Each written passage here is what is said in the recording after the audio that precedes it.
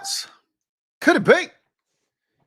For me, your man, Louie Tee. Welcome to the Command Post Game Live Show. You know what it is. Post up,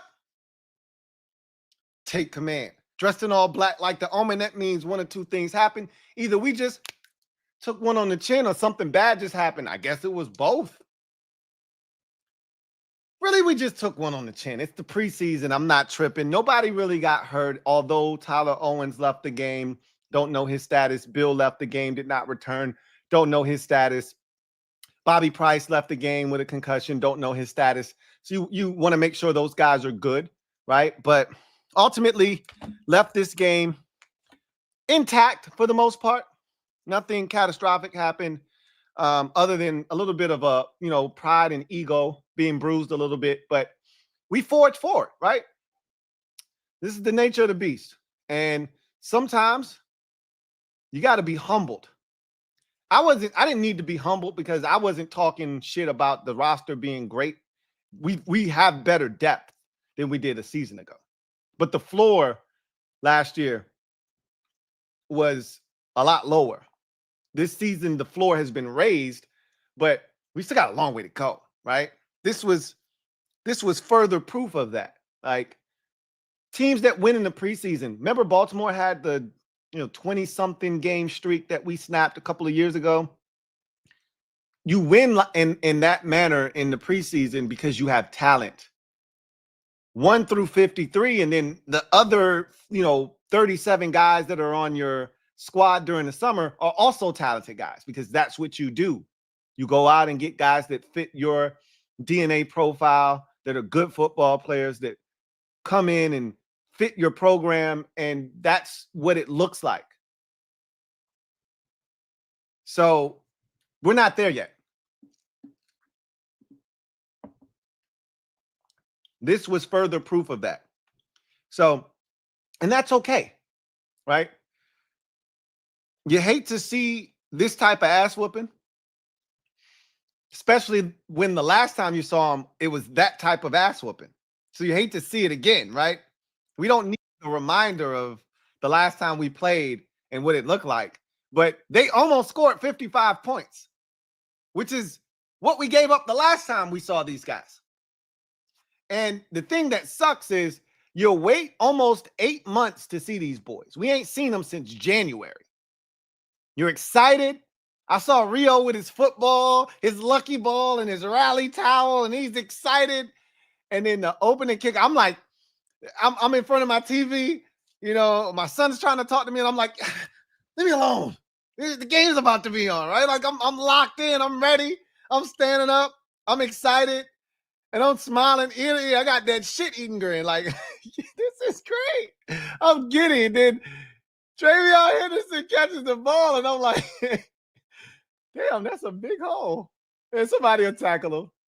Oh, shit. He just got through the first wave. Damn. It's the kicker. Oh, shit. Nah. Oh, wow. There's no flags? They had the little Carter thing, in the corner. The little construction joint. So, I thought it was a flag like 20 times. Like, hey, y'all got to get that shit off the screen, man. Y'all are tripping with that yellow shit in the corner. It's like, oh, it's got to be a flag. No flag. Even though Colson Yankoff got yanked off. They didn't call it, and that's fine. Because it doesn't matter. That hole should not have been that damn big. Straight up. I mean, have some pride about yourself. Opening kickoff, really? That's the shit you do? I could have ran through that hole and scored a touchdown. Anyhow.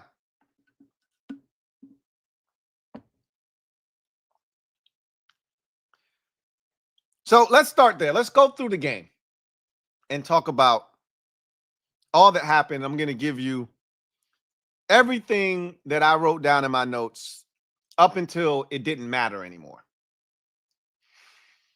So obviously there's a touchdown on the opening kickoff. Travion Henderson, a guy that a lot of you wanted in the draft, shows why he was one of the more sought out and coveted running backs in this year's draft class. Heck of a play by him. I don't think he got touched on the play. He didn't have to do much. Just run away. Just run the green grass in daylight. That's what he did. Great play on his part. Touchdown. 7-0. I think 13 seconds in. It was 14:47 when we ended up with the football. Which you're just like, wow, okay. Yikes. So we get the football and on the opening drive, and my first inclination was, let's watch Josh Connelly Jr. And I watched him on every snap of the first two drives. There weren't very many snaps on the first two drives because they were both 3 and outs, right? 3 and outs for two very different reasons. Nonetheless, there were 2 3 and outs. Thought he was excellent on the first 2 drives, by the way. But let's go back to the first drive. You have a Ben Sinnott catch on a second down. That was not a good throw at all. Behind him, Sinnott makes a really good stab while taking a shot. Brings up a 3rd and 5. Hartman stands in the pocket. There's a little bit of trash around him. Unfazed by it. Delivers a dime to Chris Moore. And he drops the football. And I just remember saying to myself, this is why I told everybody, don't talk to me about Chris Moore. He's not making this team. And we've talked about the receiver position and just how uneven they've been all camp long, how underwhelming they've been. None of the veterans have stepped up. The young guys are cool, but none of them have been, world beaters. No one's really stepped up and said, I'll be the 6th receiver on the roster. Right now, I'm like, hey, just keep 5. We don't even need 6. Right now, I'm looking at this group and I'm saying, don't even keep 6. What's the point? Just don't keep a guy just to keep a guy. We could use an extra body on the defensive line. We could use an extra tight end or extra running back. I love the way Jeremy McNichols looked tonight. To hell with another receiver. Get that roster spot to Jeremy McNichols. None of these dudes can catch. None of these dudes can create separation. None of these dudes serve a purpose. McNichols plays special teams too. No, don't keep a 6th receiver right now. That's where my head is at. They got to change my mind. Keep a 4th running back instead. Moore with 2 drops, not 1, but 2. We'll get there. I mean, Hartman couldn't have thrown a better football. I know y'all going to kill Sam Hartman. And look, he deserves to be beat up tonight too. He wasn't great. We'll get to him in a bit. He wasn't great tonight. But damn it, they didn't help him. They didn't help him. These receivers didn't help him. And you got to think about it and look at it from Sam Hartman's perspective. You get guys around you making mistakes, dropping footballs. You start to press. You start to think, I got to make some shit happen. We've seen that trap set for young quarterbacks for years. And a lot of times, they fall victim and prey to that trap. That shit snaps right down on their ass. I got to make a play. Bill jumps, false start. Now, instead of it being 3rd and 10, it's 3rd and 15. Now I got to go do some shit. Pick. That's what happens when you start pressing. Because I just threw a dot to a dude and he dropped it. I just threw a dot down the field to a dude and he dropped it again. Now I got to go make some shit happen. Again, you can beat Sam up. Sam ain't getting no help tonight, man. That was the thing that really frustrated me, right? So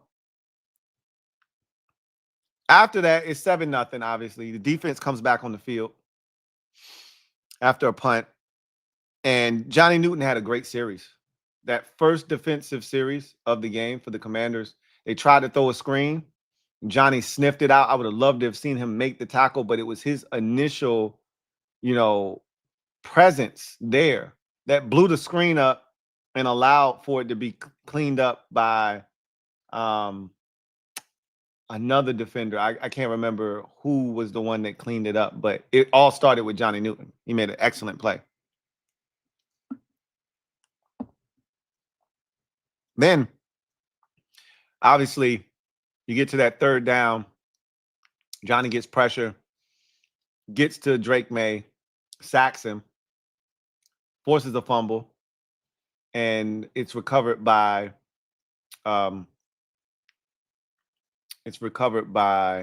Martin, right? We're in business. We're inside the Patriots' 40-yard line.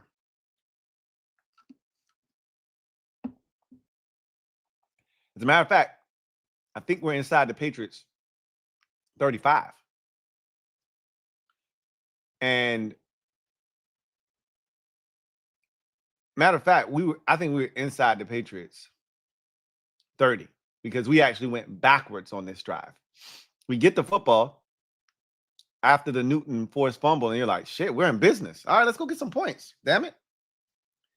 Great play by Johnny. That's what you want to see. We talked about, hey, what can you do for me? I said, I want to see you dominate, Johnny. I want to see you make a play. You playing against back, and they actually had their starters out on the field. I thought New England would put their starters out there. That makes sense.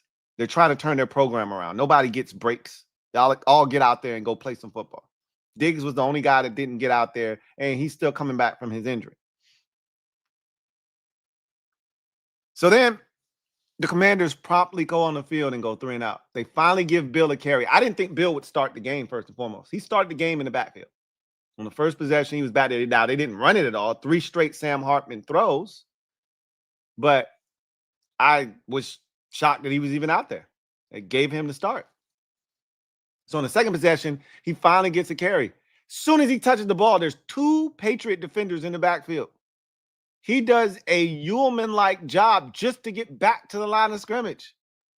It's unbelievable. Quick story. I got to tell y'all. So, me and Rio were talking before the game. We were in our group text. And we both had watched the preseason games the night before because we're junkies. You know how it is. We had watched the Ravens take on the Colts, and Keaton Mitchell was eating, bro. Eating. Keaton was eating, right? And then I also watched the nightcap with the Seahawks and the Raiders. And George Halani of the Seahawks was kicking some ass. He was putting in work. I puts in work. Now, Rio was like, yo, I watched Keaton and Halani go nuts last night. My boy Bill about to do the same. And I'm like, nah. I said, first of all, you know good and well our offensive line ain't like that. I said, them boys last night had some massive lanes to run through, right? Like, there was so much space for these boys before they even had to try to make somebody miss. My guy, Robbie Oots from Alabama, they were using him as a fullback for Seattle, and he was mollywopping dudes. George Halani was getting to the edge, and there wasn't nothing but space and opportunity out there. Same for Keaton Mitchell. That Ravens offensive line was putting dudes' dick in the dirt. They were having fun. He'd be 6-7 yards up the field before he saw his first defender.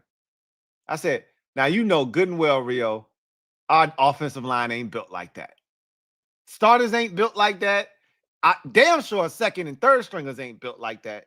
We ain't creating them type of opportunities for none of our backs, including Bill. You know that. He said, shit, you right. But can't I dream? I said, hey, look, man, you know I don't like to be no dream killer, man. Go ahead and dream your dream, bro. But first carry, I just thought about that. When he got the football and there's 2 Patriots in the backfield, I said, there go that shit. There go that shit. Next play, it's an incomplete pass. Third down, they try a wide receiver screen to Luke McCaffrey. That shit goes backwards. And all of a sudden,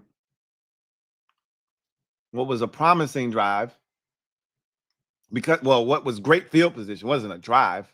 What was great field position off of the Johnny Newton forced fumble, all of a sudden now is a 3-and-out and a 49-yard field goal. And I'm like, you know what? I hate that this drive was a nothing burger, but you know what I'm excited about? Matt Gay's going to kick a 49-yard field goal. Hey, let's see what Matt Gay does.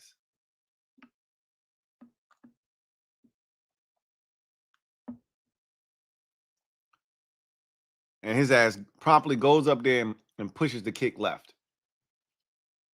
I said to my wife, his ass missed. I said, oh, shit, here we go. That's when I knew. It was at that point when I said, oh, shit, this finna be a hell of a night. This is what I knew. We in for it tonight. This is not going to be good, right? Because special teams is supposed to be our thing. And we've already had 2 special teams miscues. And we're not even 7 minutes into the game at this point. This was a long-ass first quarter. So after that miss of 49 yards from Matt Gay, the Patriots immediately, promptly do a toss to Travion Henderson off the left side, and he gets a big run. And there's a 15-yard face mask penalty on Dom Hampton to tack on to the end, which was the first of many penalties on the night to come for the Commanders. 13 to be exact for 98 yards. It's a shit show. On that play in particular, I saw something that was both impressive and intriguing and also disheartening. On the play, rookie linebacker, 6th-round pick, Kane Madano, shoots the gap. Okay, good. He shot his gun. He's going after the running back. He went up the wrong gap. He tried to chase the play from the backside with his speed, and I saw the speed, and I was like, oh, shit, he might catch him. He trips a little bit. Looked like somebody might have stepped on his foot. He trips a little bit, and he can't get there, and Travion turns the corner, and it's a big 22-yard gain or whatever. With the face mask penalty, it's like 30-some yards. But I saw what he was trying to do. Now, the rule of thumb there is if you're going to chase a play backside, if you're going to jump the wrong gap, instead of pursuing backside and being a part of the backside flow, if you're gonna chase back, you better get there. You better get there. He didn't get there. But I saw the speed on that play and I went, huh, that is intriguing. I like it. I like it a lot. Later on in that drive, Trey Amos, they tried him for the one and only time that they would on a deep ball, and he just wasn't having the shit. I was like, that's my guy. And then they ran the ball to his side on a play, and he got a piece of the ankle for either a no gain or a loss of 1. And at that point, I was like, I've seen enough of the other young fella. You can get him out of there. I've seen enough. And he ain't playing no games over there. First of all, I was shocked that he even played.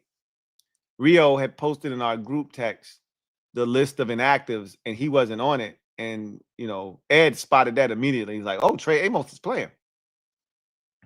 So I was happy to see him, but I was also like, all right, you can get him out now.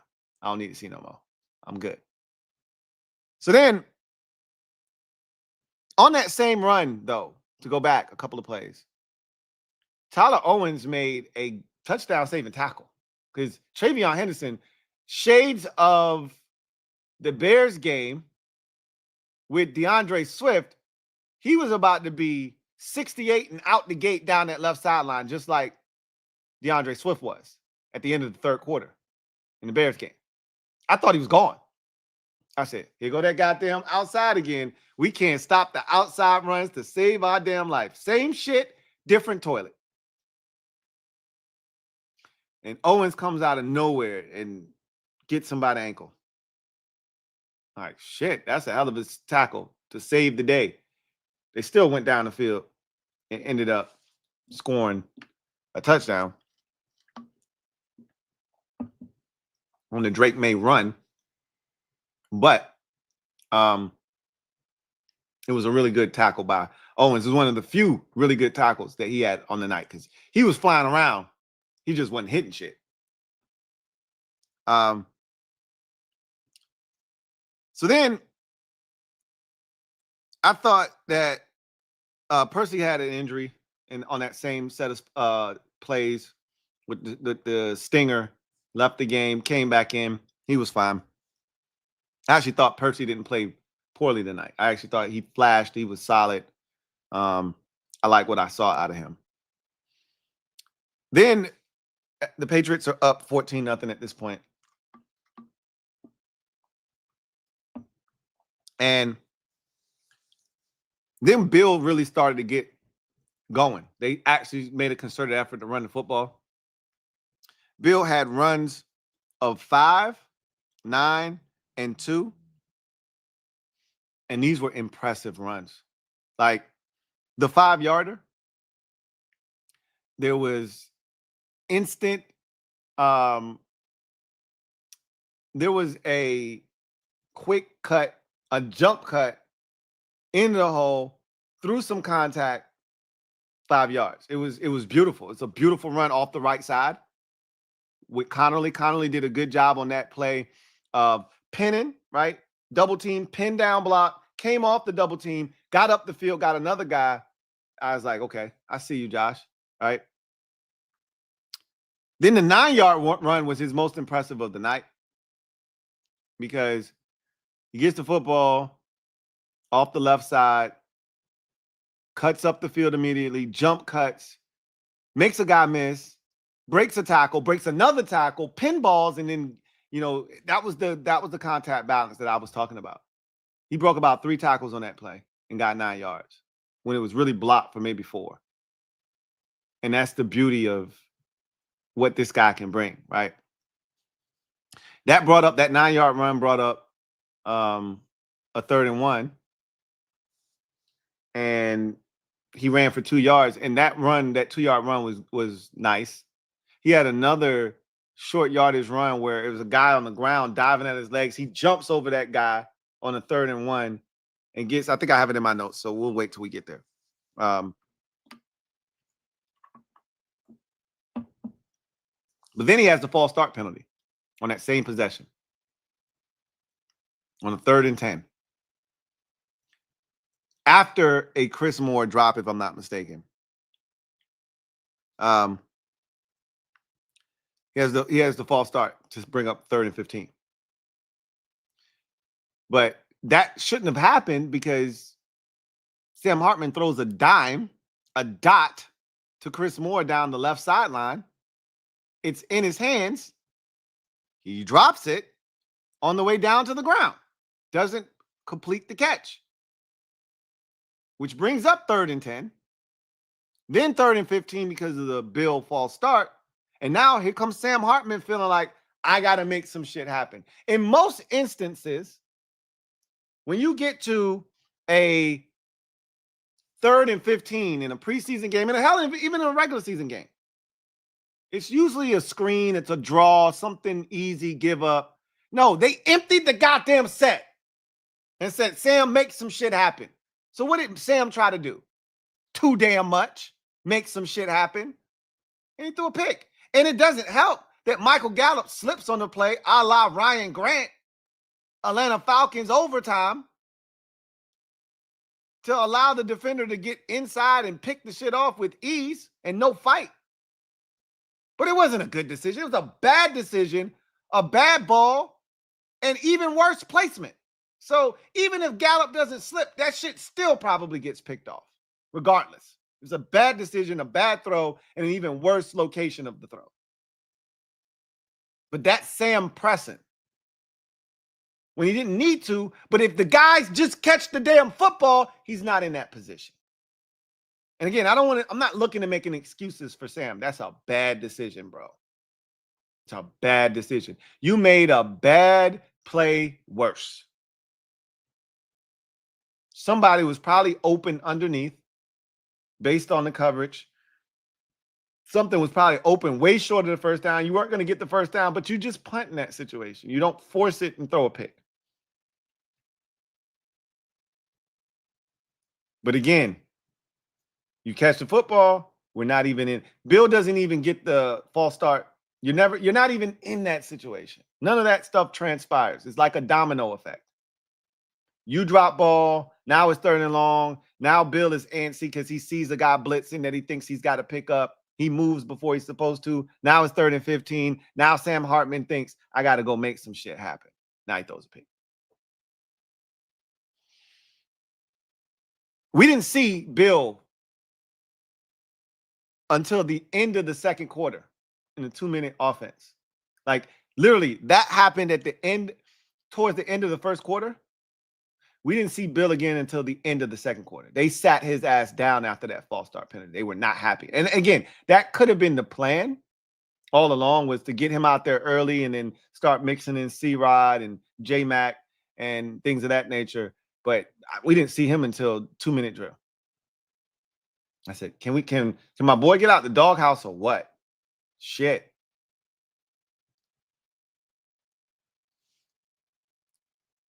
So after the interception, Patriots have great field position again. And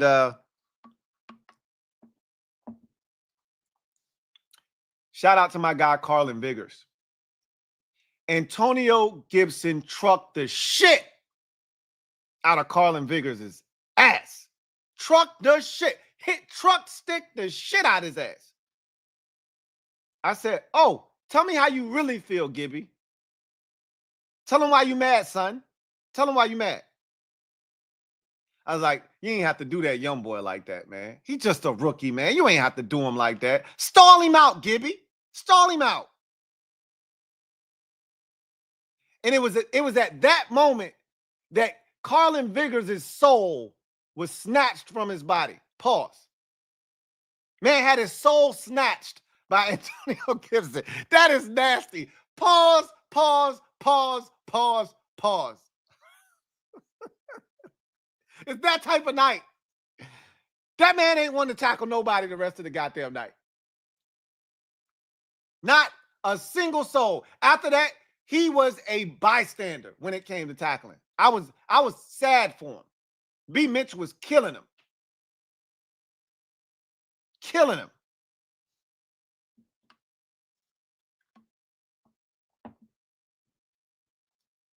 No, you can't take that one back. That's bad. That's really bad. That's really bad. I felt bad for Carlin Biggers, though.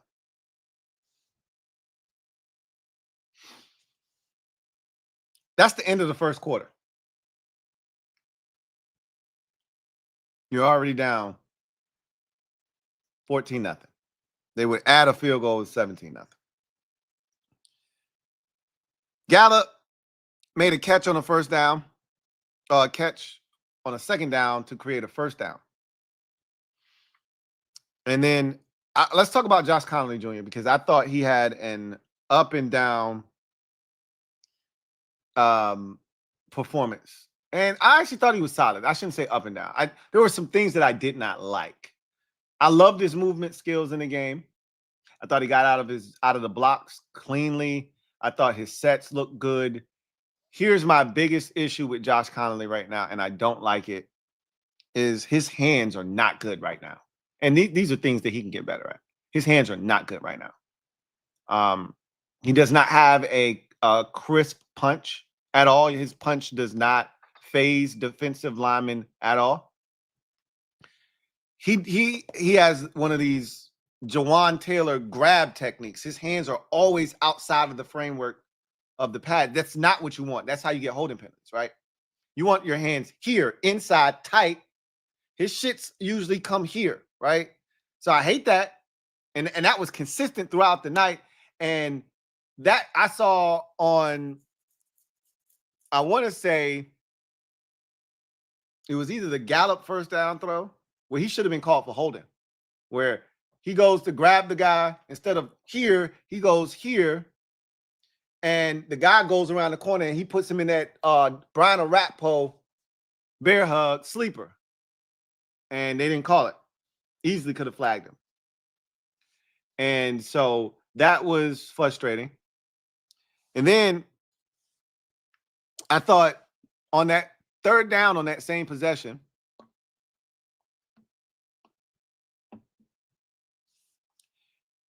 they ran a TE game. Did the Patriots. They ran a TE game on a third and we'll call it 3rd and 12 or something. And let's just call it third and 10. It's probably 3rd and a little bit longer than that because we probably had a penalty or some shit. But they ran a TE game, and Connelly and Tyree Phillips did not work together well on that one. And so I don't want to kill Connelly for this because when it comes to TE games and you know, stunts and twists by defensive linemen, it is imperative that you work in unison and concert with the guy next to you. That's where that continuity, he's probably hasn't worked a ton with Tyree Phillips. I shouldn't say that because Tyree Phillips might be the second team guard next to him that he's been working with this entire summer when he's been with the second team. So I shouldn't say that. But they look like they hadn't seen a TE game ever before because the end was in front of Connelly. He takes 2 steps up the field and then wraps underneath. The tackle then pushes Phillips. He's supposed to pass that guy off to Connelly, and then Phillips is supposed to take the looping around defensive end, right? And Connelly's supposed to take the defensive tackle. Phillips stays on the defensive tackle. Connelly's like, well, shit, what am I supposed to do? He tries to go around, and now there's a free edge rusher coming to get Sam Hartman. Hartman flushes the pocket. Connelly doubles back and tries to get a piece of the guy that came free. And he actually walls off the defender and allows Hartman to squeeze through there, run up the field, get about 5, but he's still like 5-6 yards short of the first down. We had plenty. And it wasn't a bad set necessarily from Connelly as much as it was just poor execution by the offensive line. And he was a part of that poor execution. But he's got a lot of work to do in pass sets right now. It's not consistent. I saw some good ones. I saw some bad ones, but the hand placement was consistently bad tonight. So he's got some work to do. But I love the athleticism. I actually really was pleased with what I saw from him in the run game, pleased with his movement skills. He's got everything he needs to be good. And I'm not worried about, because this technical stuff, if he was just constantly getting beat around the edge, I would be worried. But he was really, it's just the hand placement. He's moving his feet. He's doing everything. The hands have to be better. He gets that under control, and I think he's going to be fine. And obviously, he's got to get functionally stronger. He needs a more stout and robust punch to knock guys off their rush and knock them off balance and kind of stun them. He's not there yet. But he'll get there.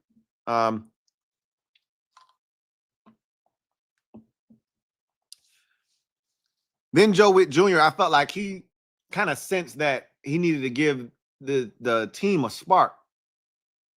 Down 17-0 at this point. So he starts sending blitzes. And Revo with a great open field tackle on a Patriot receiver who caught the ball out in the flats after Joe Witt Jr. I won't say he brought the house, but at least 6 dudes came on the play, maybe 7 on blitz. I will say this about Kane Madrano. I was impressed with him as a blitzer and as a pass rusher. They rushed him off the edge a couple of times tonight. And this is the thing, he doesn't dip that shoulder and flatten to the quarterback. And he's missing that last piece to turn the corner, whether it's hands, swatting the hands down so he can turn the corner. Because you can tell he's not a natural pass rusher.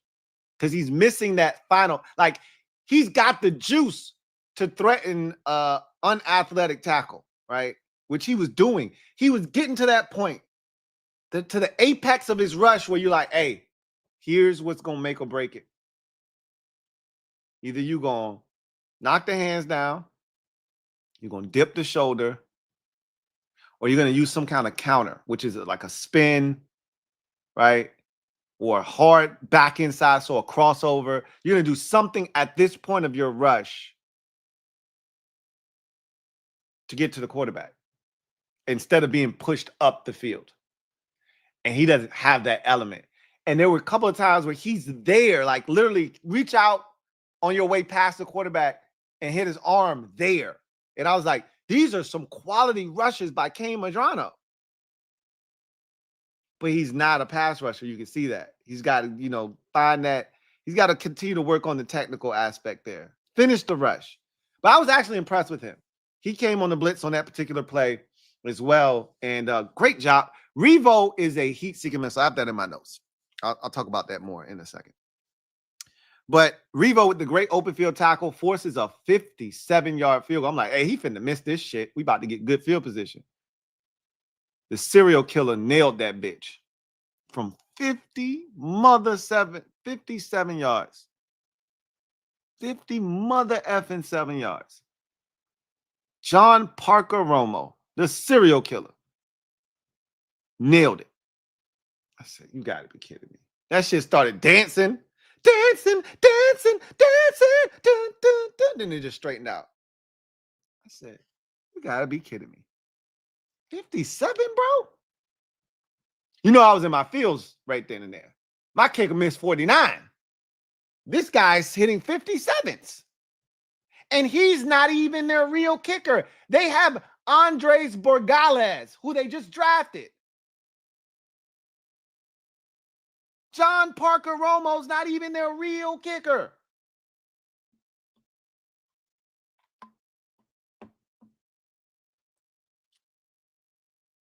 So I was in my fields a little bit. Then, so it's 20-0 at this point. Then Bill had runs of 4 and a beautiful 3rd-and-1 run for a first down. So the 4-yard run was one of the most impressive 4-yard runs you'll ever see. And I'm not just hyping Bill up because I think he has a chance to be really good. These are impressive runs, man. Straight up. The 3rd-and-1 was crazy because for the second time on one of his carries, there's instant penetration. Backfield, guy is on the ground, swiping at his legs. He jumps over the guy, bounces to the outside, bouncing around, bouncing. Gets to the outside and gets the first down. I said, that's special because I can tell you right now, B-Rob ain't getting the first down right there. Chris Rodriguez ain't getting the first down right there. I won't say Eck wouldn't have gotten it, but I don't think Eck's getting the first down there either. I think all of those dudes are tackled in the backfield. That's just my opinion. I could be wrong.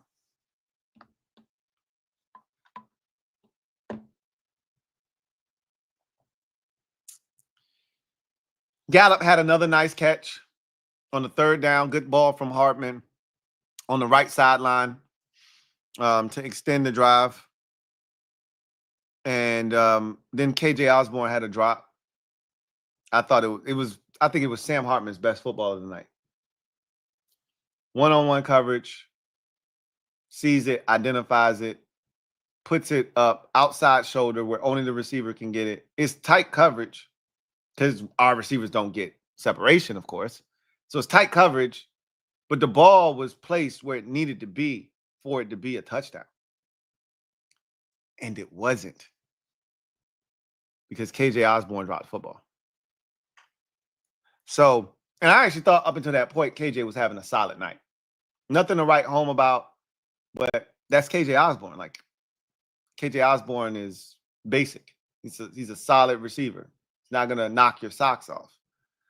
He's not a scrub, but he's not someone that moves the needle necessarily. So here I am thinking that, oh yeah, Sam about to deal right here. Jaden had already done his sideline interview and was like, yeah, Sam going to heat up. I'm going to be happy when he does. And Sam was heating up. Hit Gallup on the out route on the 3rd down.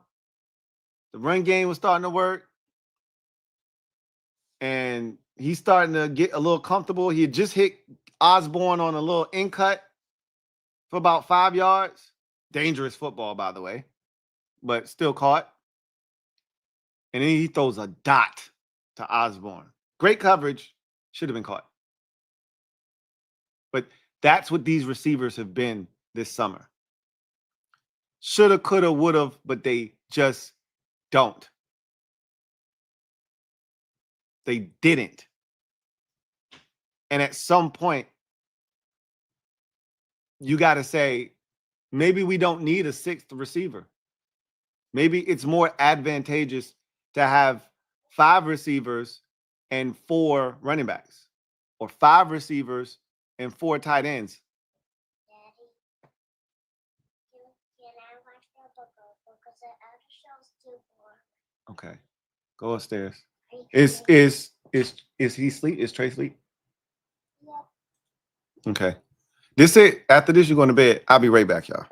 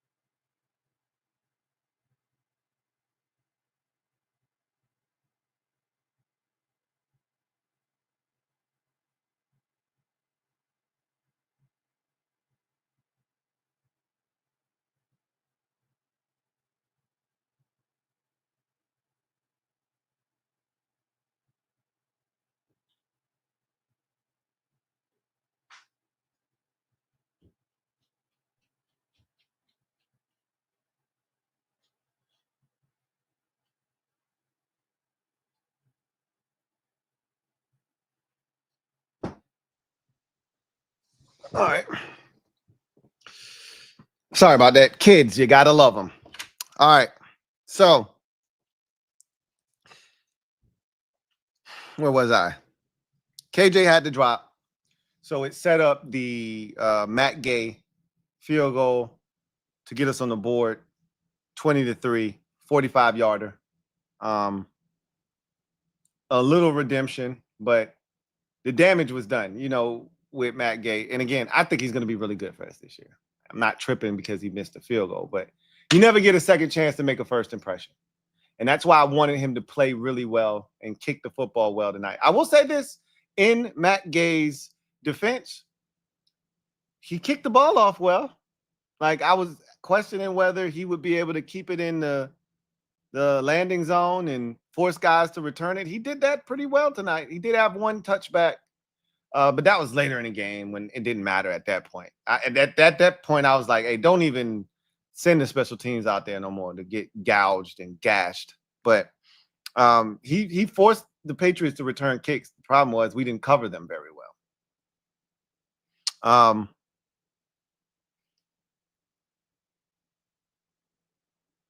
So we get the field goal, we kick the ball off, and immediately Antonio Gibson breaks off like a 73-yard kickoff return. You're just like, I thought he was gone, bro. Thank God for Noah Igbenogany, who had a strong game tonight. He was everywhere. Hell, he even returned a kickoff, and it was the best kickoff return of the night. A lot of people don't realize, though, he returned kickoffs in college at Auburn. So, like, you see him back there, and you're like, what the hell is Noah Igbenogany doing back there? Noah Igbenogany came into the league as a damn near 4-3 guy and a guy that returned kickoffs in college. So, I understand why they would put him back there, but I was like, hey, why he back there, man? Y'all doing too much with my guy tonight. He played too well, but I think some of that too was he had to be out there because I was actually disappointed that he was out there late in the game. We talking fourth quarter, he's still out there, and I'm like, yo, y'all ain't got somebody else y'all could put in the game. Why is he? But Bobby Price got hurt, so you probably had to move some things around, and he probably had to play a little bit more than they had planned for him to play. I didn't appreciate him playing that much. And did I miss something? Jonathan Jones didn't play at all tonight, or am I tripping? I guess he's a 9-year vet. They just said, nah, he good. Because I didn't I didn't look all the way down the list. Matter of fact, let me check the list right now. I guess I should just do that right now. I'm gonna go ahead and check the list that Rio sent. Because I was out and about doing my thing when Rio sent that list out. And so yeah, Jonathan Jones was on that list.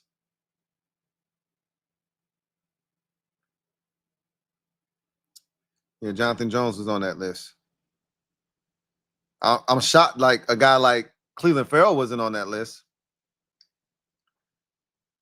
So the vets got the rest. So that shortened the amount of bodies you had at the cornerback position. Then Bobby Price goes down.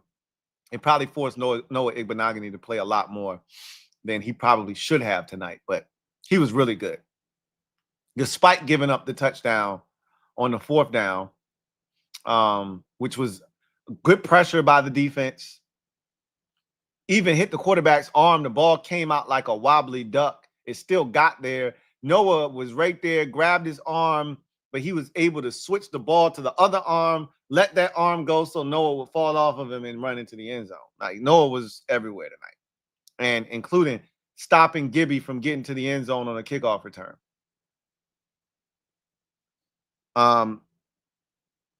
So because of that big return, the Patriots, for the like 5th time in the game to this point, had tremendous field position.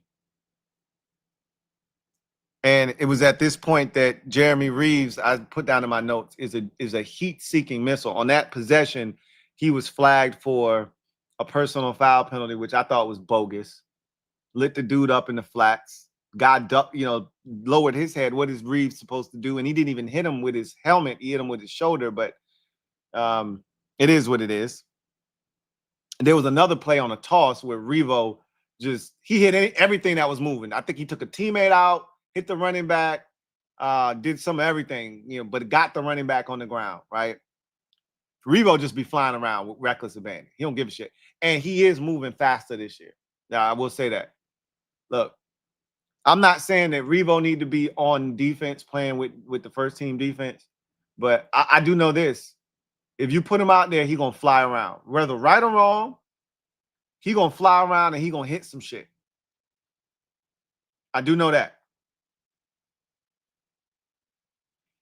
They score on a 4th down with Josh Dobbs running around in a circle like some little kids in kindergarten chasing him. Run around a big-ass circle. They all get in line behind him and chase him as he runs for the touchdown. Shit was embarrassing.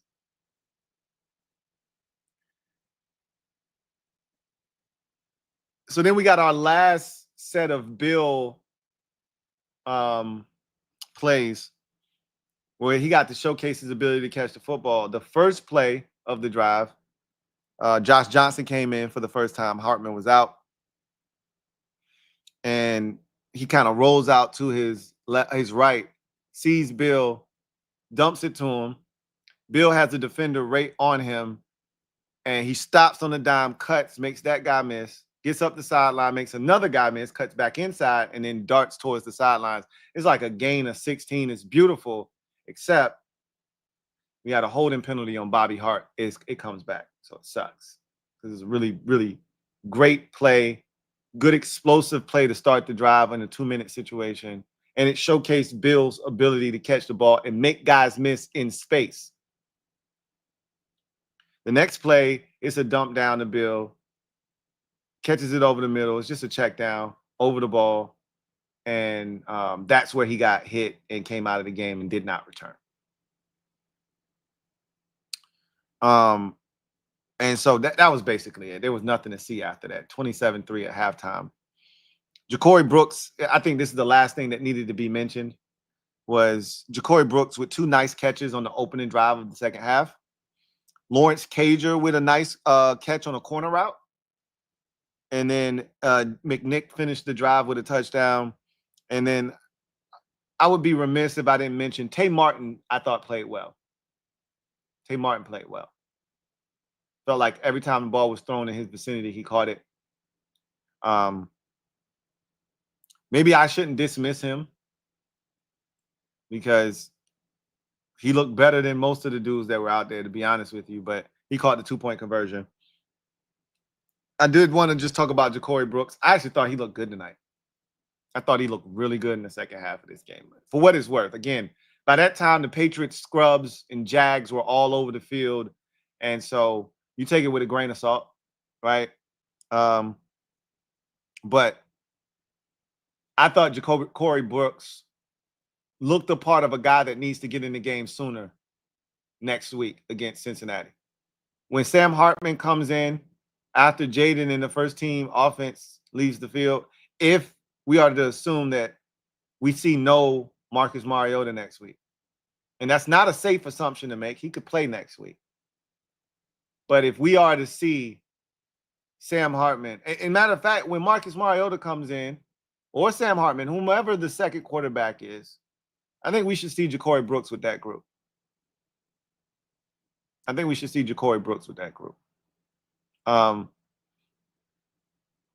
Lawrence Cager is intriguing, but he's got a long way to go. He's fast. He ran right by that guy on that corner route, but he's supposed to be. He's 225 pounds. He's a former receiver who hasn't produced a tight end body yet. He still looks like a receiver playing the tight end position. So he did what he was supposed to do on that play. But at least he did the thing that he's supposed to be able to do at his size, right? So I did feel like that was worth mentioning, that Tay Martin had a really solid night and Ja'Cory Brooks looks the part. So now let's talk about the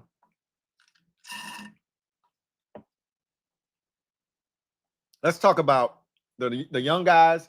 So yesterday, I had a list of guys that I said I wanted to look at, and I want to be specific.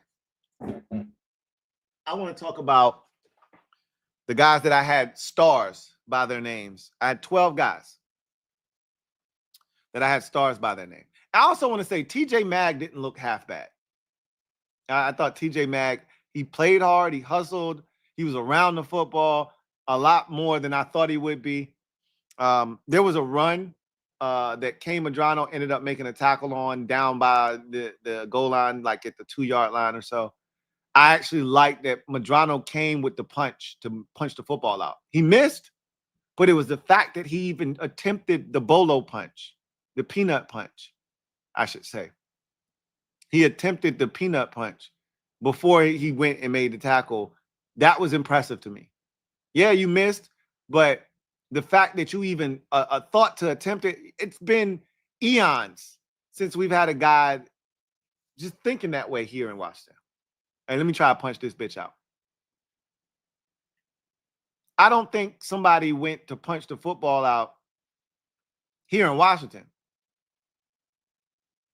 since week 2 last year, excuse me, against the Giants, when Benjamin St-Juste actually did punch it out against Motor Singletary, and it was recovered by Jeremy Chan.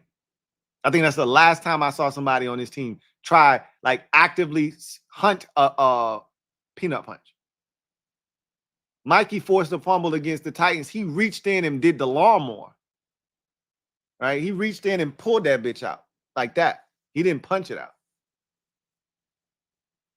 So, I mean, for what it's worth, but TJ Mag was also there on that play too, is the reason why I brought it up, why it even came to my mind. Anyway, let me just get Carlin Biggers out the way real quick.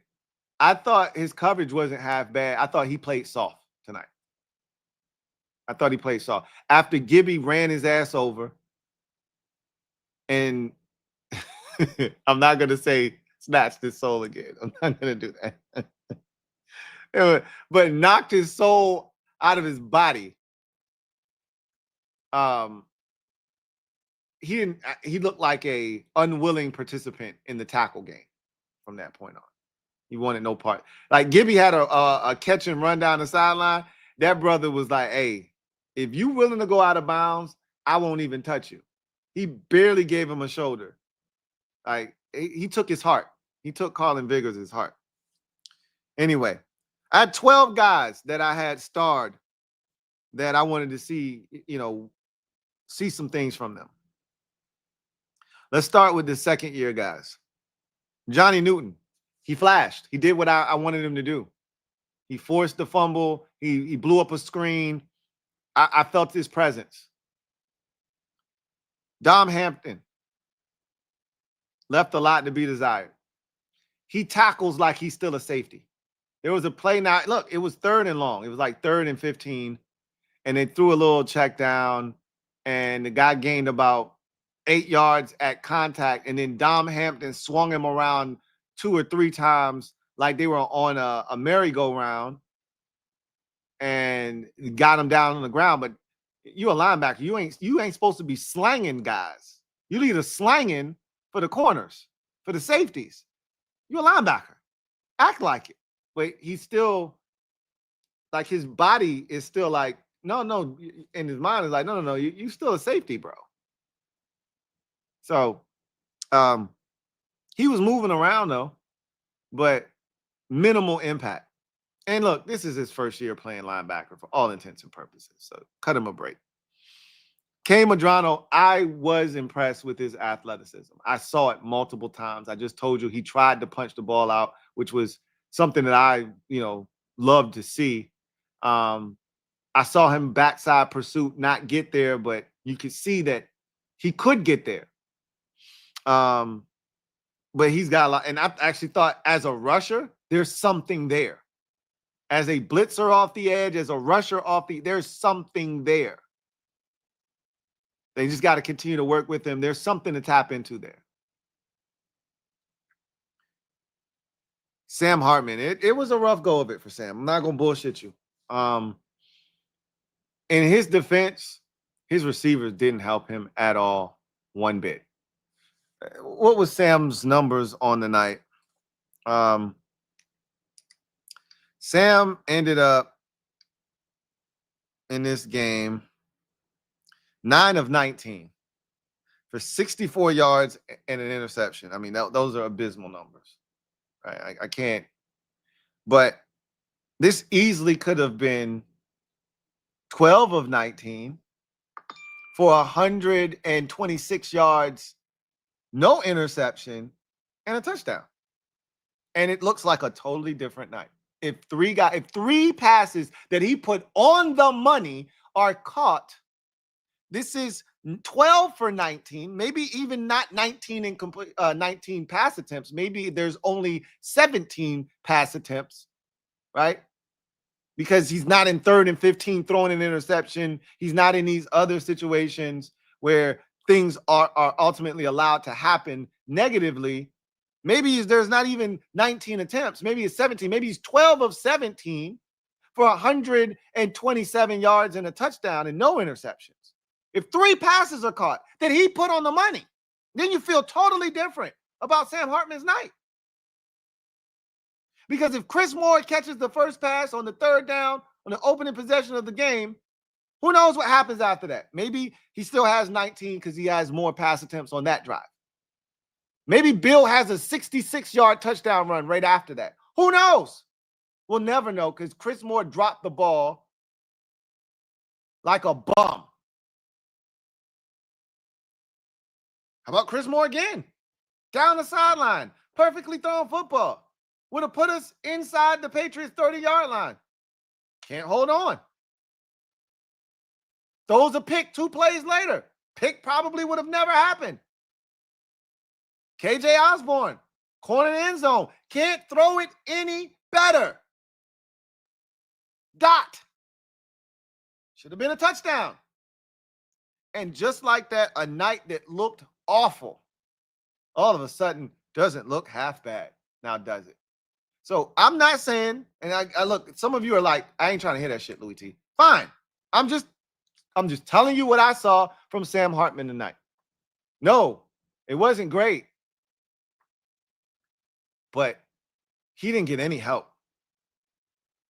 None whatsoever. Sam Hartman is fighting for his roster spot. He's fighting for his life. And I'll just tell you, Josh Johnson wasn't much better. Okay. He wasn't much better tonight. So neither one of these guys were impressive. Look, let's be honest with each other. If we get to our third quarterback, we're screwed anyway. Okay. So while this is a real competition, and last year we were literally one play away from the third string quarterback being in the game, right? We were one play away in the Carolina Panthers game from our third string quarterback entering the ball game. If anybody has to play outside of Jaden Daniels or Marcus Mariota, we are screwed anyway.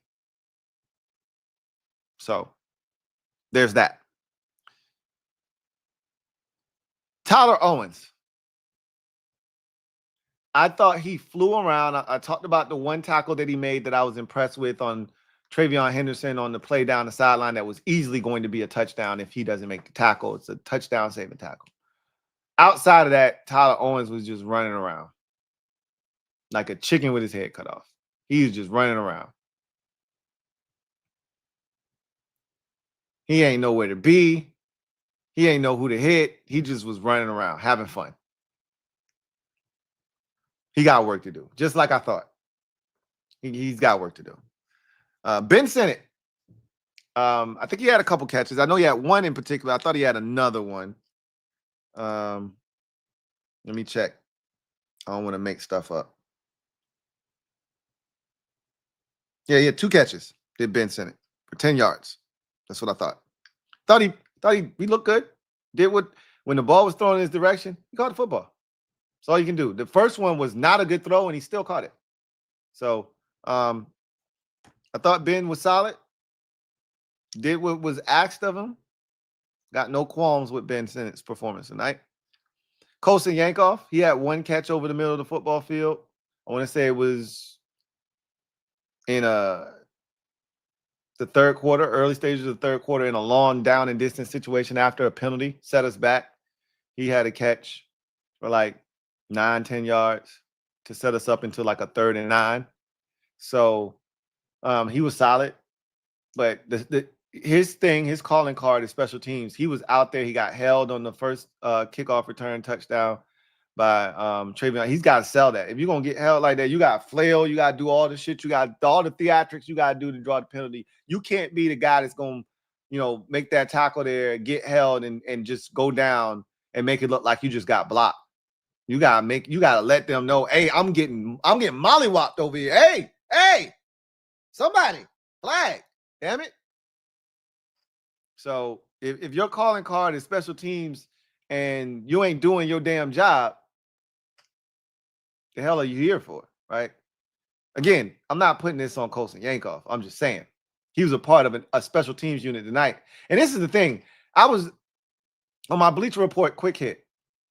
I was literally going to say, I talked about Matt Gay as one of the things I would be watching in this game. And it was Matt Gay in the special teams initially. And I erased special teams. And I'm like, I don't need to bring the whole special teams into this. Our special teams unit is legit. And in my mind, I said, really why I took him out, I was like, most of the dudes that are on special teams are playing in this game. Think about it. Percy Butler, Jeremy Reaves, Colson Yankoff, like, Nick Ballore. Like, these are all, did Ballore play tonight? That might explain a lot as to what one of our fiends might have been. No, Nick Sass was out there. I'm about to say they shouldn't be sitting Nick Ballore down, even at 36. He should be out there, right? And he was. Like, everybody was out there. Kayvon Seymour, who's a special teams fiend, almost down to punt inside the 5. Tressway did not have a good night either, right? That one that Kayvon Seymour missed, that I think he should have been able to bat back into the field to play to keep it from going in the end zone. I would like to see Tress kick that and have reverse spin and bounce back the other way instead of bouncing into the damn end zone. Tress kicked another one that hit at the one and bounced into the end zone. Like, where's your reverse spin, bro? He wasn't good tonight either. Special teams just wasn't good as a whole tonight. So, but Colson Yankoff was a part of a special teams unit where, like I said, most of the guys that are going to be core special teamers were out there, and they got their asses whooped. Really, no excuse. Really, no excuse. And then Luke McCaffrey. What do you have? One catch for like -3 yards or some shit tonight? Like, I was disappointed with how much he played. They treated Luke like Luke should have been out there until the end of the first half. Like, what are we doing with he should have been out there as long as Sam Hartman was out there. They treated Luke like he was an established second-year player. He coming off at 800 yards in his rookie season or some shit. Like, Luke need reps. I don't think Luke McCaffrey played more than 8 snaps tonight. Like, what are we doing? Did he get hurt or something? I could be, I could be wrong and he got hurt or, maybe I missed something. I think his only catch of the game, his only target was the wide receiver screen. That was an ugly wide receiver screen. It almost looked like a double pass. He was so far back. Sam like loaded up, threw it to him. It was so slow. The Patriots were all out there. I hate running plays like that to the short side of the field. It was a disaster from the beginning. I thought it was a double pass. It looked so slow, so deliberate, and it was so far back behind the line of scrimmage. That play had no chance. That shit was DOA. Luke McCaffrey, 1 catch, -1 yard on 1 target. Like, I didn't like the fact that Luke didn't play more. Like, that was bullshit to me, to be honest with you. But I digress. Those were the second-year guys. Really, the only guy that stood out of that group was Johnny Newton. A lot of those, and Ben Sinnott was solid, right? But the only guy that stood out was Johnny Newton. All the rest of these dudes were just there, right?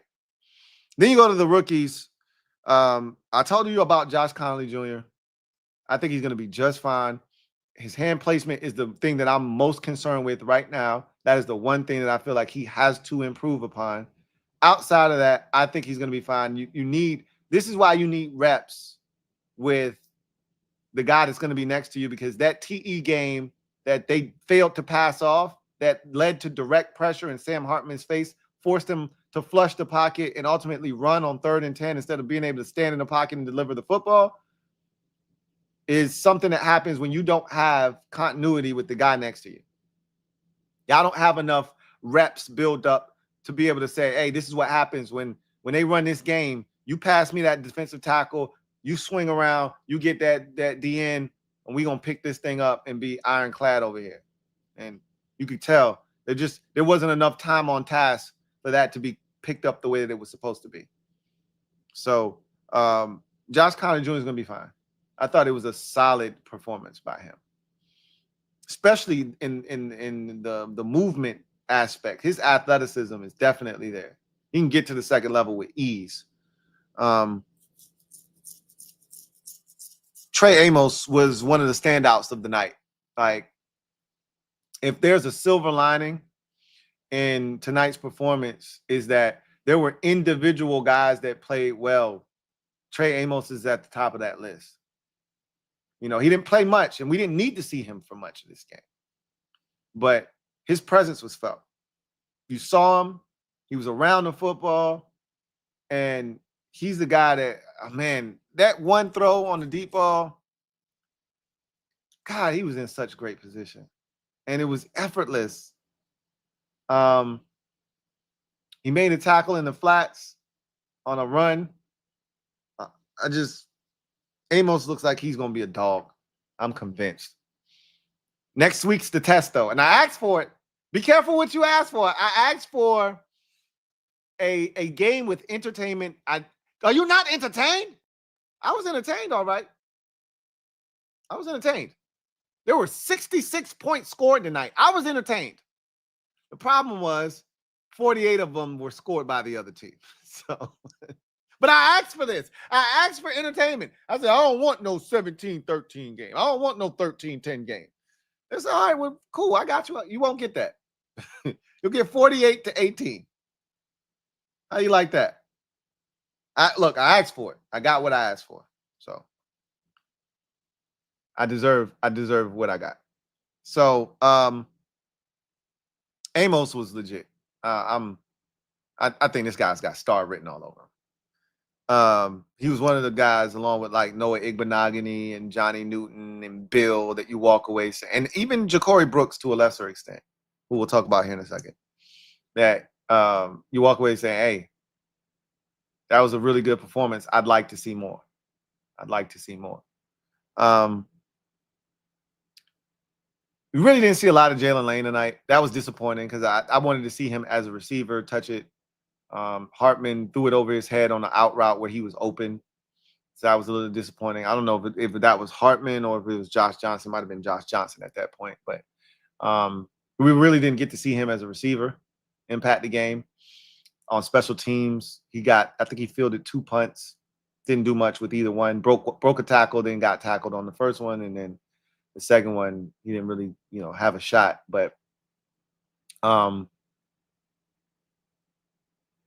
want to see. I mean, it'd help if the team could actually force punts and don't give up 48 points. And the Patriots aren't starting in Commanders, territory every time they get the football, so they're not in a position to punt, even if they don't do anything. It'd be nice if they could actually just play a normal game where they don't have 13 penalties for 98 yards. Couple of big kickoff returns, including one being a touchdown, a couple of picks, both in your own territory, which set up great field position for the Patriots both times. Be nice if you don't give up a big run and then tack on a 15-yard penalty. So they started in their own territory, but after the run, now they're in Commanders territory, right? Every time there was a penalty, you're thinking, okay, it's on them. Because how often is it that there's a offensive play that is like a run or something of that sort, and there's a flag early in the play, and it's on the defense? But we did everything. We had a holding penalty on defense on a run play. We had a face mask penalty on defense on a run play. And so you're just like, yo, what are we doing? Like, are you serious? What are we doing? Trying to give them points? Yes, we are. Okay, good, cool. So I think, next week will be a better showing for Jalen Lane because we really just didn't get to see it tonight. Madano played a ton. I think he played damn near the whole game. Saw flashes, as I mentioned. Saw him, trying to run plays down from the backside. The speed is definitely there for him to be able to do that. He was around the ball. I thought that he looked really good as a blitzer and a rusher off the edge. I was actually impressed. I didn't know what to expect from that aspect of his game. But it looks promising. They've got to cultivate that, hone that, and get him to, take that next step with that, because there's some juice off the edge and there's an ability there, but they've got to teach him the fundamentals of how to win, how to finish the rush and finish the rep and defeat the blocker. But I saw flashes of a guy that could, ultimately be a really solid player for this team.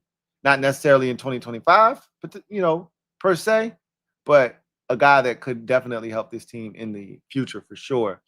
And then Bill, I just thought Bill was super impressive, despite the yardage not necessarily being earth-shattering. I think he had 7 carries for 24 yards, if I'm not mistaken, or 7 for 29, I think the number ended up being. Let's see. 7 for 24. I had it right the first time. And his longest was that 9-yard run that I talked about. But you watch him and, what he was able to do. Those were some really good runs. Runs of 4, 5, and 9. Those were his best runs.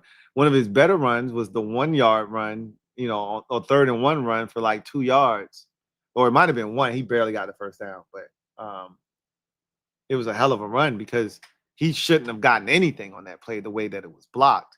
So, and he had a couple of catches, I believe, 1 catch for 8 yards, and that was the one that ended his night. But he had the 1 catch before that, the play before that, that would have been like a 18 to 16, 18, 20-yard gain, making 2 guys miss and getting out of bounds. But it didn't count because of a Bobby Hart penalty. So I just thought overall Bill looked good. I walked away impressed. Sticking with the rookies, Ja'Cory Brooks was another name I had a star by. I thought he would play sooner. I thought he would get on the field with Hartman. He didn't get on the field until Josh Johnson got in the game, and it wasn't until the second half. His debut came on the first possession of the second half. So that was somewhat surprising to me because I thought he was going to play a lot more than he did and a lot sooner than he did based off of what we had been hearing at camp. The man was in with the ones at the joint practice. But DQ, to his point, he said guys that played more in the joint practice weren't going to play as much in the game. And Ja'Cory Brooks played quite a bit in the joint practice. So, he wanted to give some other guys an opportunity maybe. Right now, I'm going to just tell you how I feel. Right now, it's either Ja'Cory Brooks as your 6th receiver or keep 5 and keep an extra running back or extra tight end, or just divulge that spot somewhere else where you feel like it is better, best utilized. Right now, I don't think this roster has 6 worthy wide receivers at this current juncture. And if you think there's a 6th, right now it looks like it might be Ja'Cory Brooks, excuse me. So for whatever it's worth. So ultimately, I walk away from this game very disappointed in the performance, obviously. I mean, you give up 48 points. You have 13 penalties for almost 100 yards. You turn it over multiple times. You give up a 100-yard kickoff return for a touchdown. You give another kickoff return of 70-plus yards. You missed a field goal. You squandered great field position after your defense created a turnover and excellent field position for you. You do nothing with it, which presented the long field goal that was ultimately missed. You failed to get quarterbacks on the ground throughout the night consistently. Drake May with a couple of 3rd down back-breaking runs, including a touchdown. Josh Dobbs with a back-breaking run on a 4th down for a touchdown. You failed to make the most elementary of plays. You did not tackle well tonight. You just struggled to do the simple little things well. And it showed, it showed. So very disappointing performance. It's a preseason, first of 3. A lot of guys getting their feet wet, getting their first NFL experience. Cool. A lot of young guys out there, 2nd-year guys, etc. But the brightest of bright spots on the night were guys like Trey Amos, Bill, Noah Igbenogany, Johnny Newton, or guys that stood out to me, and like I said, to a lesser extent, Ja'Cory Brooks was another guy that I thought was solid. Michael Gallup, I thought probably did the most with his opportunities. But again, is it enough? Not to me, it isn't. I thought Jeremy McNichols played really well tonight too, while we're on the subject matter. I thought he played really well too. So he always reminds me, just when you're like, man, get rid of his ass, he always reminds you of why you should keep him around. He serves a purpose. He definitely brings value to the table. So, yeah. Let's get to the comment section and we'll get out of here. G-Style, thank you for the super chat. Greatly appreciate you. G-Style writes, big homie Lou. What's up, G-Style? I thought our energy was low for real. It was. It was. I mean, 100-yard kickoff return for a touchdown on the opening kickoff of your preseason debut to kick off the 2025 campaign. It'll do that to you. It'll drain all of the energy out of your sideline. I don't know if we ever truly recovered from that. I actually thought Johnny Newton's sack forced fumble was the thing that we needed to inject life back into our sidelines, back into our team after that initial gut punch of a 100-yard kickoff to start the game. Like, that's hard to recover from. And Johnny Newton's forced fumble gave us tremendous field position, and that should have been the thing that allowed us to even the score and get back in the game mentally and reset. Instead, we squandered the field position, missed the kick, gave them better field position than when they, turned the ball over. And, it was all she wrote from there. And, no matter who's on the field, you just want to see better effort and energy. Like, DQ talks about that. Like, he literally talked about what constitutes a good practice versus a bad practice. And he talked about certain aspects. And he, one of the things he talked about, matter of fact, I got it in my notebook. I'm going to tell you the 3 things that he said about a good practice versus bad practice. And let's see. Good practice versus bad practice. Where that's at. Because one of those things, and it wasn't this far back. I felt like he just said it the other day. Yeah, here it is.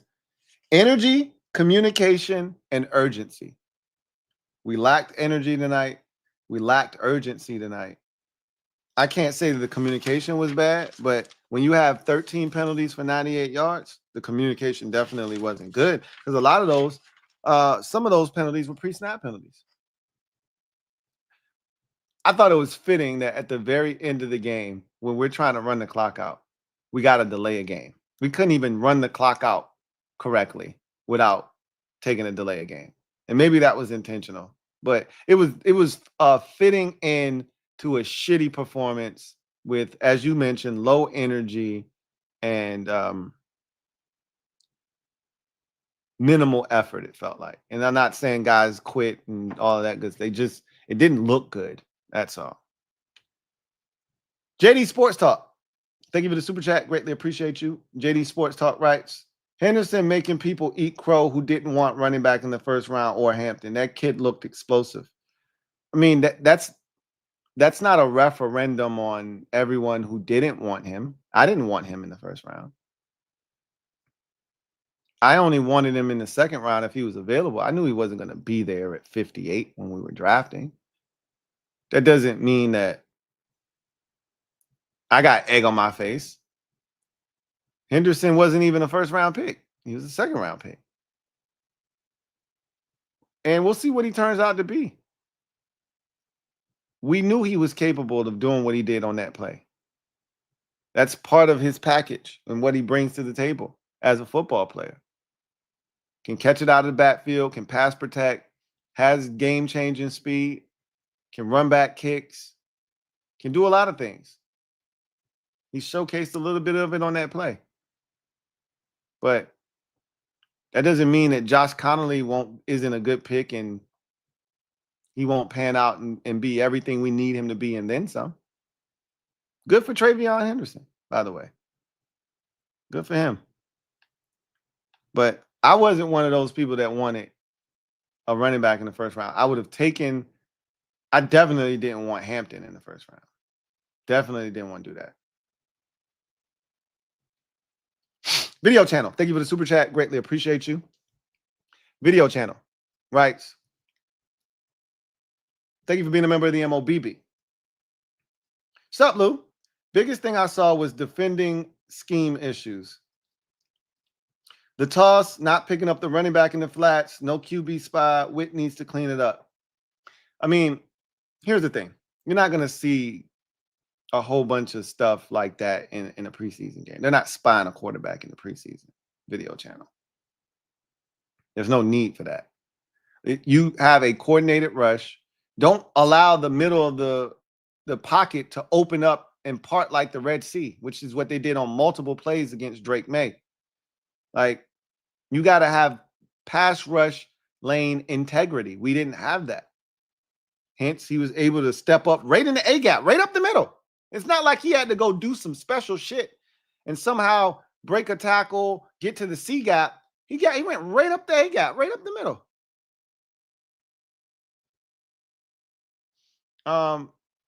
The toss is a problem. Absolutely, video channel. The toss is still a monumental problem for this defense. And granted, the starters weren't out there. I don't care. I don't want to see the same shit that was our Achilles heel in the run game being our Achilles heel in the run game again. I don't care who's out there. That gave me bad vibes. That made me think of last year all over again. It looked like deja vu. And not picking up the running back in the flats. I actually thought we did a solid job with that. You know, Revo cleaned the dude up. Noah Igbenogany cleaned the dude up in the flats. I thought we did a solid job. When you blitz, that's one of the dangers of blitzing if they slip the running back out. I thought we actually did a solid job. Now, there were a couple of times where they went bootleg and the tight end snuck out into the flats and had a big gain. They did that to us once or twice in this game. But I actually thought we did a solid job covering the running backs in the flats. It was a lot of misdirection. Here's one thing. Without blitzing, we ain't getting no pressure on the quarterback again. I think except for when Johnny Newton, got the sack early in the game with Jacob Martin. Outside of that early, portion, I don't really think we got any pressure. Like the backups came in without blitzing. I'm referring to the backups came in, Dobbs and the number 17 dude. They got to stand back there and just build a house. We got no juice on the line, none. And in terms of the depth, we have no juice. There's a bunch of bodies. That's where you see it the most in terms of like we really got to build up our ability to get to the quarterback depth-wise. We don't have it. Jacob Martin can't be cut. This was further proof of like if it becomes between Jacob Martin and Jalen Holmes, you got to keep Jacob Martin. You got to cut Jalen Holmes and see if you can get him back on the practice squad. You can't afford to cut Jacob Martin. You don't have enough guys that give you anything off the edge, juice-wise. We just don't have it, period. So you got to keep Jacob Martin. That's not optional at this point. Based off of what we saw tonight and knowing what this D-line looks like, that's not optional. Stephen Dent. Been a member for 9 months. Really, truly appreciate you. Who writes, Pat's chats were planning parties for this win. Hey, look, man, when you down bad and you look, that's a proud franchise. Obviously, when Brady was there, they were winning every year, and they got used to winning. And you get spoiled, and sometimes you don't realize how good you got it until it's gone. And Brady disappeared, and the winning stopped. They got to the playoffs that first year with Mac Jones. They thought they was just going to keep the party going. Got their ass whooped like 48-7, and they ain't been back to the playoffs since. And they've been one of the worst teams in the league since. And because of that, they're in the same position that we were in last year, minus Drake May being a second-year quarterback instead of a rookie. But they're in a very similar spot to where we were last year. If we would have done what they did to us in the preseason last year to somebody in our first game, we would have been doing the same thing too. We would have been amped. Like, yo, Dan Quinn about to have this shit lit. Jaden about to be crazy. Like, we would have lost our minds.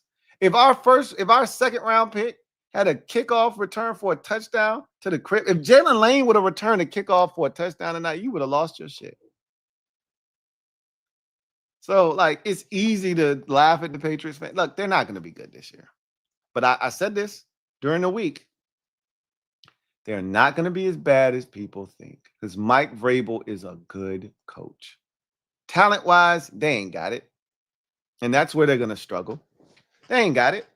So they still going to lose to the teams like Buffalo and Baltimore and Miami and, Cincinnati and teams that can score the football. They're still going to struggle. But They're going to be in a lot more ball games. They're going to have a lot more opportunities to win because they're not as bad as people think. And Mike Vrabel's a really good coach. But make no mistake about it, they're excited. They dropped the Brady statue tonight, unveiled that, went out and kicked the shit out of us. They felt like they won the joint practice, which they did, and then they went out and won the game. I mean, they probably feeling really good about themselves right now. I wouldn't be shocked by that.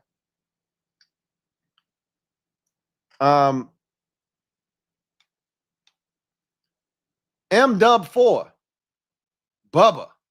Thank you for the super chat. Greatly appreciate you.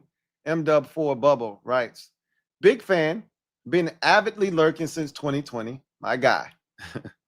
What a way to start the preseason. Sheesh. Also, number 22 is soft as super mega brioche buns. Yeah, man. Wasn't a good showing for him tonight. Was really disappointed in Carlin Vigors after Gibby took his heart. He didn't have the will to tackle the rest of the night. That was rough to watch. That was tough. And it was crazy because every time somebody either ran him over, drug him for, an additional 4 or 5 yards after first contact, whatever it was, they put the camera right on him and he was just looking sappy. Shout out. I met somebody today.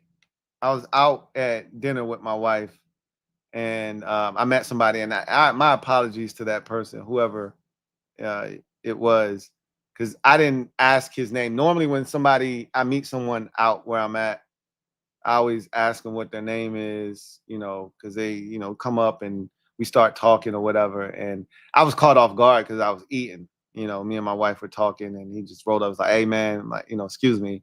And he was really nice, cool dude, man. Shout out to whoever that was.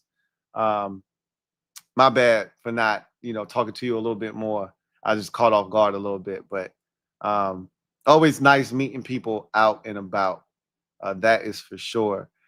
Speaking of which, while I got you, we will be live. The Commanders Kings will be live August 24th at Crystal City Sports Pub in Arlington, Virginia, for our first ever live event as the Commander Kings.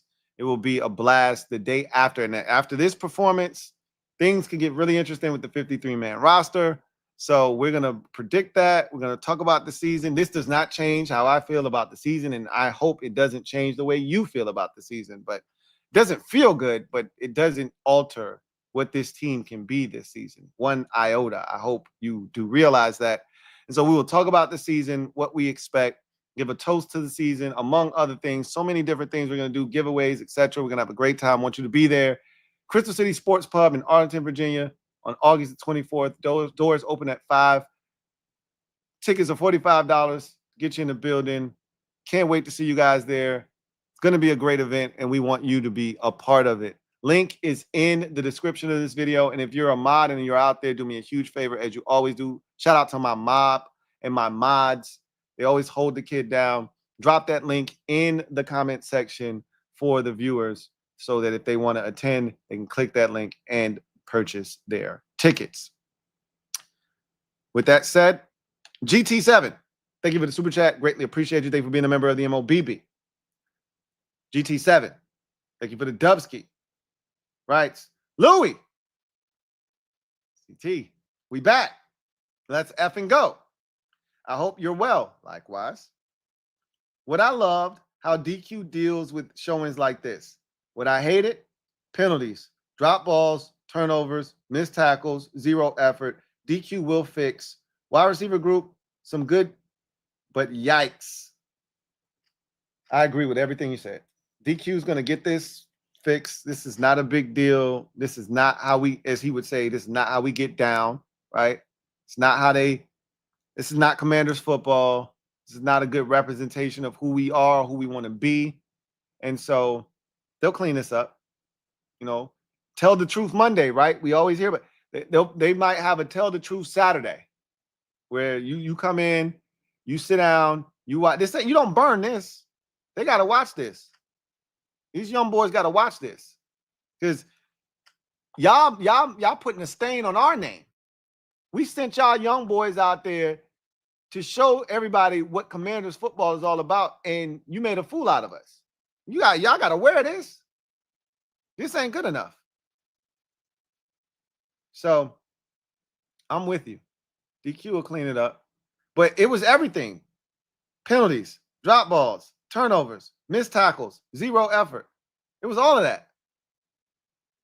It's all of it. That's crazy. That's how you get beat by 30 and give up 48 points, though. And throw in there special teams. Because it wasn't even missed tackles on special teams. They didn't even touch them. And we missed a kick. So don't forget special teams. But yeah, we back. Celebrate. We back. Damn right.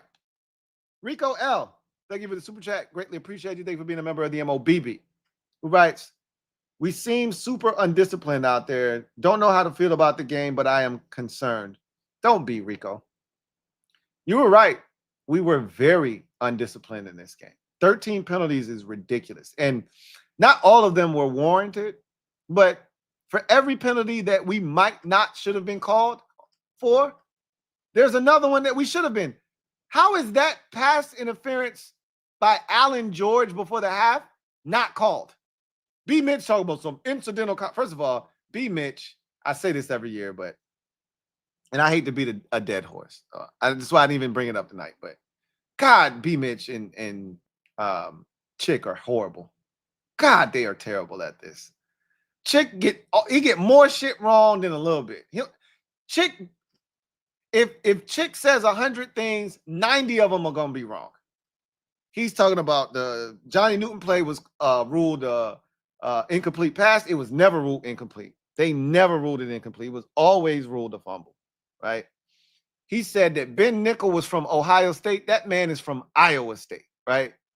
This man, they got the first down. No, we are a full yard short, and it wasn't even close, and it was never a first down. I get it, though. When you're up in the booth, you can't see everything, and it's not as clear as it is to us. There's no, yellow line in the booth for them. Like, I don't beat announcers up for being wrong on where the football is being spotted and is it a first down, but Chick just be all over the damn place. He just be saying random shit. And he rarely gets shit right. And then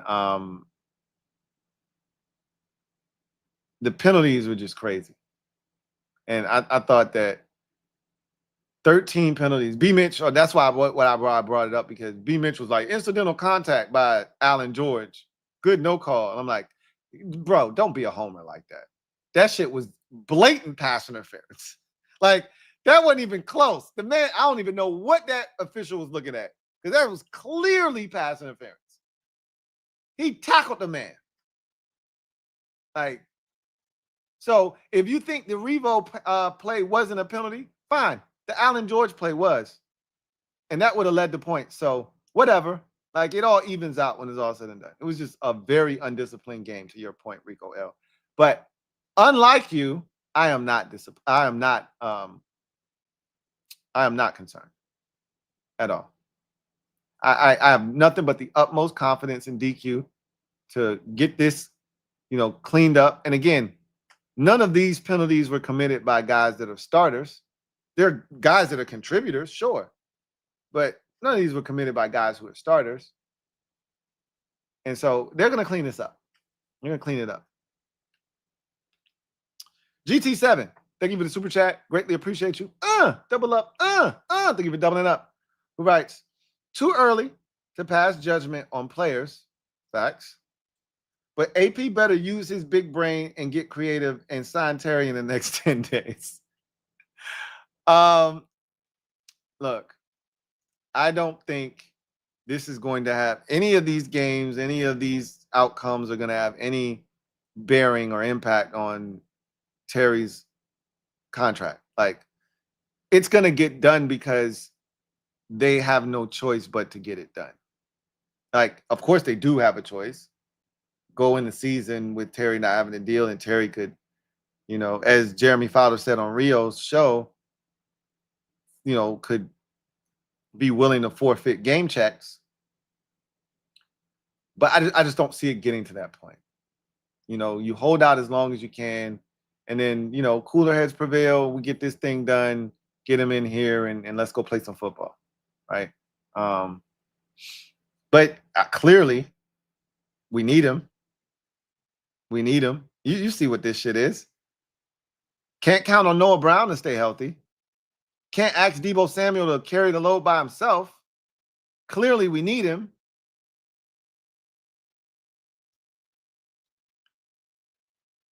CGM87, thank you for the super chat. Greatly appreciate you. CGM writes, Lou, the only thing worse than the run D and special teams was the inexplicable yellow Carter ad, thinking there's a flag on every play. L's all around. That's what I talked about earlier in the show. That like, how dense can you be to think that that's a good placement for the Carter logo on the screen? In fact, look, if you've already struck a deal with an, you know, for advertisement, you know, with a brand, and you're like, we're going to place your logo on the screen, you got to find a better way to display that logo, because you can't put it there. You can't put it there. Not where the flag icon usually shows up if something happens on a play. You can't put it there and have it be the same color. My wife said, yo, if I look up one more time and think it's a damn flag because of that damn Carter thing, I'm going to lose my mind. And then she went on social media and other people were complaining. She said, see, I'm not the only one. And I ain't going to lie, they got me a couple of times, including the opening kickoff of the game. I was like, oh, okay, it's a flag. It's coming back. And I was like, oh, that shit say Carter. Yeah. Yeah, it was rough. It was rough. All the way around. All the way around. Video channel. Thank you for the super chat. Greatly appreciate you. Double up. Thank you for doubling up. Who writes? Terry, by the way, the price of the brick going up. Yesterday's price is not today's price. Or today's price is not yesterday's price. Either way, the price ain't the same. It's not the same. So, like I said, I don't see there being any, you know, real like Terry looking and saying, yeah, I'm gonna move it up a couple mil based off of how they struggling without me. He knows his worth. And it's showing itself, it's revealing itself. John Perez, we not about to fire everybody, are we? I'm just checking. We good, right? We good? I kid. What's going on, JP? Thank you for the super chat. Greatly appreciate you. Thank you for being a member of the MOBB. My guy, JP, writes, fire everybody. Oh, shit. He says, nah, just kidding. But my God, this game was awful. Yes, it was, JP. Yes, it was. Good one. Good one. No need to fret, though. It's preseason, and none of our guys played outside of the rookies. And I'll take it a step further. No major injuries. That's always a blessing. That's the thing you look to come out of the game. I told you we could play, and I literally said this, and I didn't mean for it to actually happen, right? Like sometimes I don't realize how powerful the tongue is, truly. But I literally said we could play the worst game known to mankind. As long as we come away healthy, everything's okay and it's a win. I mean, that's basically what we just did tonight or yesterday. We basically just played as bad as you could play. But we didn't have any major injuries, or at least, you know, not to any of our knowledge. And that's a good thing. That's a blessing. So yeah, no, it was rough. And like you said, none of the starters played outside of, you know, Trey Amos for the most part on the defensive side. I don't think any offensive rookies or offensive starters played. Maybe Josh Connelly Jr. Again, like you said, the rookies on the offensive side, if he's going to start at right tackle. But outside of that, none of the starters on offense or defense played. So yeah, take it with a grain of salt. Just Andre, thank you for the super chat. Greatly appreciate you. Thank you for being a member of the MOBB. My guy, Just Andre, writes, this is early, but just start JCM week 1. B-Rob would get little to nothing on some of those runs. He can catch and pass pro. B-Rob ain't that good. That's not happening, Just Andre. You can chill with that. But this was the start that Bill needed to the preseason. I'll say that. I know the numbers and the statistics don't bear it out, but anybody that watched saw all they needed to see from this kid to say, yo, he's like that. And to your point, I seen him step up in pass pro once, and I'll go back and watch a few more plays of him in those situations. I saw him catch it, like you just mentioned. I talked about the 2 catches he had on back-to-back plays. The first one was so impressive because he made a guy miss, made another guy miss, got up the field and got out of bounds. Bill is gonna be really good, man. I think he's got a chance to be special, but B-Rob is a part of the puzzle. He's a part of the equation. So y'all got to stop treating B-Rob like that, man. Just Andre, thank you for the super chat. Greatly appreciate you. Double up. Thank you for doubling up. Who writes, with the outside runs, y'all forget we have a rookie linebacker and a converted linebacker. Could have been better, but there's context. Sure, there's context. It's the aesthetics of it, Just Andre. Like, there's context to everything. But it's the same shit that got us last year. And so while there's context, people don't care about the context. They just care about the end result. And the end result was bad. Again, like every time the Patriots got inside the 5-yard line and they tried to run up the middle and they couldn't get in, shout out to Norrell Pollard on a nice stop, to stonewall them and, bring up a 3rd down or a 4th down, whatever it was. All they did was just toss it to the outside and they scored a touchdown every time. They didn't even have to figure out, well, what's a good play we should run here? No, just toss the bitch outside. We'll get in the end zone. No worries. Like, at some point, you're like, okay, when are we going to stop this? When are they going to not be able to do this and get in the end zone?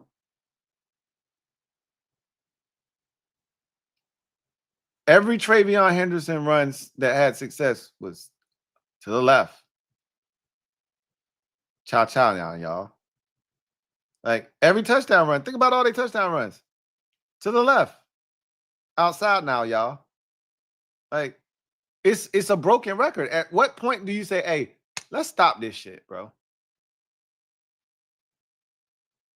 They might have had a toss to the right that went in the end zone. But nonetheless, it's to the outside, to the perimeter. When are we going to say enough's enough? Rookie linebacker or not? Converted linebacker or not? When are we going to say, all right, y'all not running this shit on us? And it's not just the linebackers who are to blame here. Not setting a good enough edge. The corners aren't doing enough damage on the outside to spill the runs back to the inside. They're not pinching things when you get down in those condensed situations. It's a whole collective effort, or as Joe Witt Jr. likes to say, it's all 11. 11-man defense. Condo P, thank you for the super chat. Greatly appreciate you.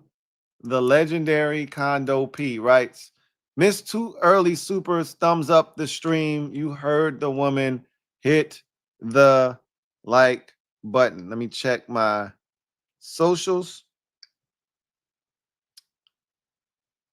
Let's see. All right. Thomas Arrington. Thank you for the super chat. Greatly appreciate you. Thank you for being a member of the MOBB. As a matter of fact, let me get that comment up on the screen for you, Thomas. All right.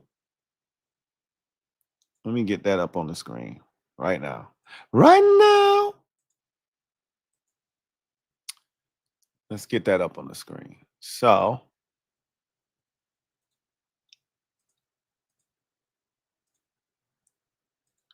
shout out to the legendary Condo P. for providing this for us. So Thomas Arrington, thank you for the super chat. Let's enhance this a bit.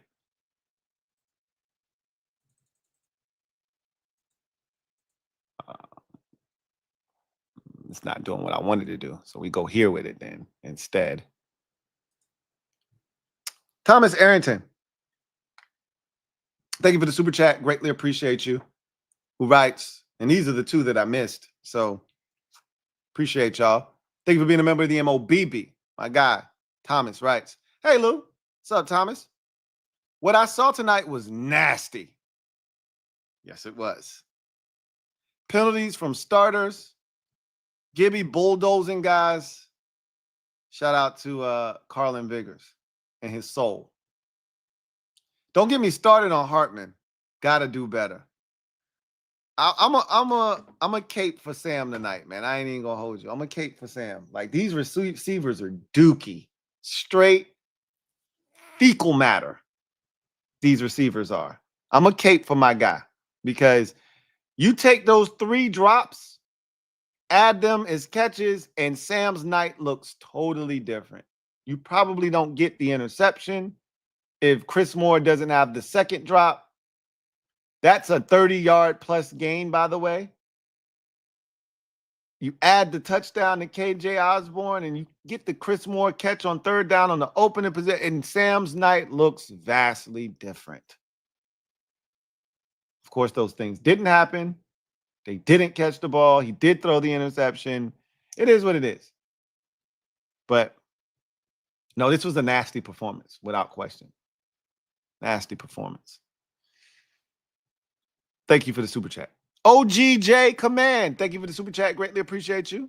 Thank you for being a member of the MOBB. My guy, OGJ Command, writes, chances of a 3rd stringer rising to the level of play of a 1st stringer are slim. That happened more decades ago. I feel like DQ was looking for that tonight. There wasn't much. Now we have tape. You just want to see somebody, anybody step up. And it was good to see Johnny Newton step up. It was great to see Trey Amos confirm what they had seen from him all summer long. Again, his biggest challenge and test will come next week. And if he stands up tall to that group next week, what are we talking about? Right? What are we talking about? But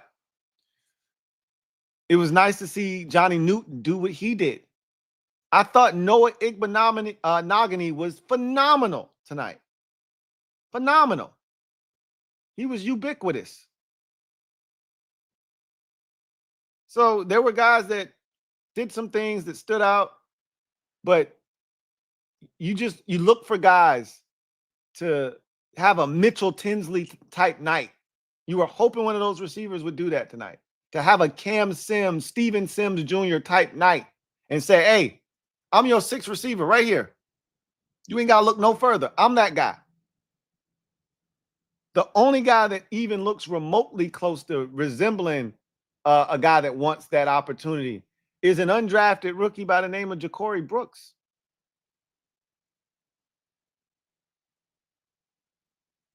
That's on the real side. So, yeah, it was a pretty disappointing night. Once again, shout out to the legendary Condo P for snagging those early supers that I missed. That, my friends, got another one here from Just Andre. Thank you for the super chat. Greatly appreciate you. Just Andre writes, what you think Bill's potential is? Could he be a 1,300-yard back? Yeah, I do think he can be that in this league. Absolutely, I do. Without question. Not in his rookie season, of course. Like, he's not going to get enough opportunities to do that this year, assuming health. And I'm going to assume that of the running backs ahead of him. But yeah, in the future, you damn right I think Bill could be that. Like, he's different, man. His movement skills are different. You can see it. His contact balance was phenomenal tonight. Like, he's going to be a problem. He's going to be a problem. He's going to be a problem. I think that kid's special. I really do. We got a steal in the 7th round. So, that is going to do it for me, your man Louie T, here on a very, very interesting preseason opener to kick off the 2025-2026 Washington Commanders season. Not what we expected, not what we hoped for, but it's the preseason and it's just one game and the starters didn't play. You can make any excuse you want. They're all valid. Doesn't make you feel any better, but they're all valid.